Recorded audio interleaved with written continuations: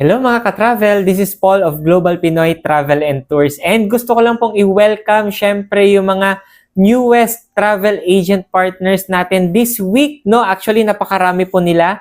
6 po ito yung nasa likod ko. Pero may mga iilan pa, no? Gagawan ko din ng separate video kasi napaka-overwhelming po talaga, no? Kasi napakarami ho yung talagang interested to start their own online travel and tours. Kaya congratulations po mga ma'am and sir. So naka-ano na po sila, no, naka-onboard na sa mga trainings po natin dito sa Global Pinoy. And syempre, if you are also interested, guys, ongoing pa yung ating mga daily webinars until December 23.